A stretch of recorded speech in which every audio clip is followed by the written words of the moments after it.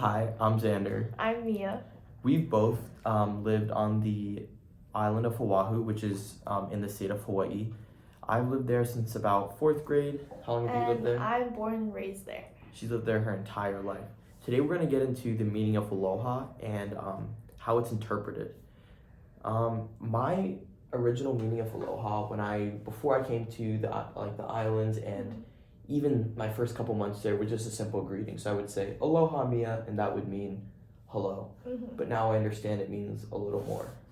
Yeah, aloha, growing up, it has so many meanings. You see it through compassion, patience, but I think we should talk about it. Yeah, we're going to get into it now. I know that aloha has a lot to do with family and that people in Hawaii value family a lot. Well, growing up, because you're on an island, you're not exposed to many things, and truly my parents and everyone I encountered, they emphasized family over everything, and that's a huge meaning of aloha, because you tend to love one another, you help one another. And I guess in Hawaii, if you meet like a lady right on the street, you'd call her your auntie and uncle. So you have this huge sense of family no matter where you go. If you go to Maui, if you go to the Big Island, it's all the same. It's all the same.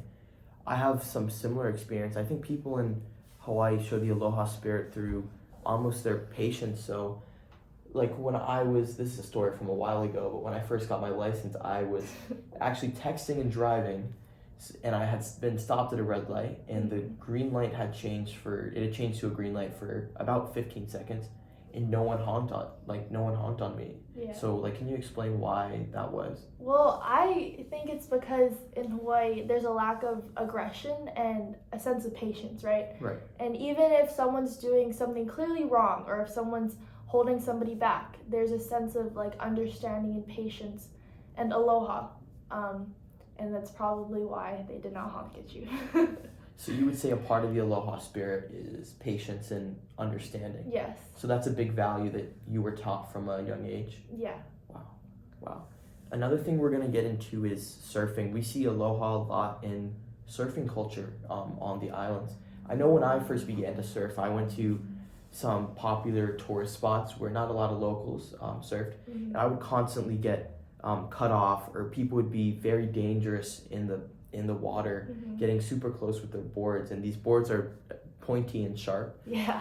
And I saw a big difference when surfing breaks, we call them, or beaches where locals surf more. Can you get into that? Because I know you've been surfing a lot longer than I have. Yeah, so I understand what you're saying.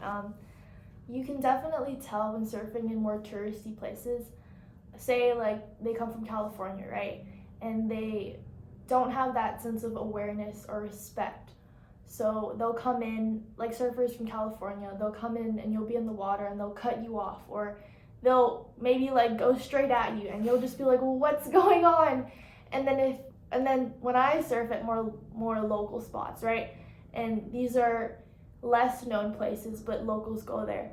And because I'm younger, we're younger, I'm also a girl, so typically surfers are older guys, or maybe guys my age, but they're more dominant in the water. So I guess I see a sense of aloha because they'll let me go and way up. They'll encourage me to be like, go, you got it. And you see a lot of support in the water, and that's another example of aloha. Right. I've seen multiple locals, even if someone got hurt out on the break, they would take them in without even knowing the person. If the person was hurt, they would bring them into the lifeguards and help out the lifeguards, which I think is an amazing display of aloha spirit that I've seen in my life. Yeah. Just in my short time, I know it's not been as long as you, but my short time on the islands. So I think we're gonna get into our kind of final talking point, which is kind of how we met or were introduced to each other. So a little backstory. We're friends, and what happened was I had a group of friends, and I was throwing a mini party at my house, just a small get together. So I'd ordered food, had some soda at my house, and she actually came along with her friends. I had met her Like, maybe once. once very briefly Yeah. before, so I didn't really know what to expect. So can you get into that? Well, okay, so I went in with a group of friends. They knew Xander a bit more than me. They're also in the military, right?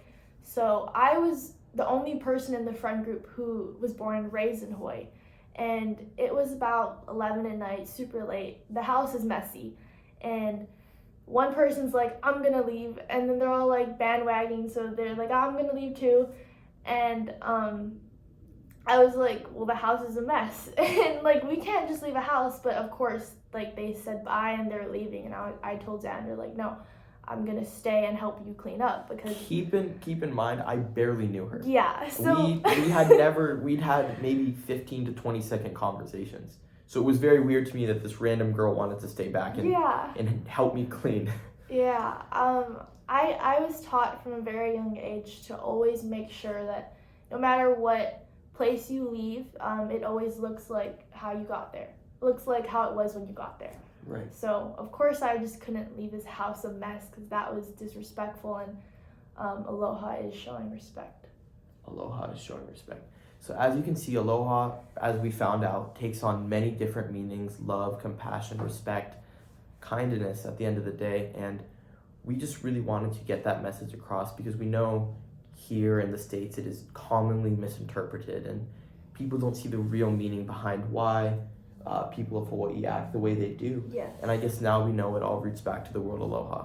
So thank you for listening. Thank you. You have a great day.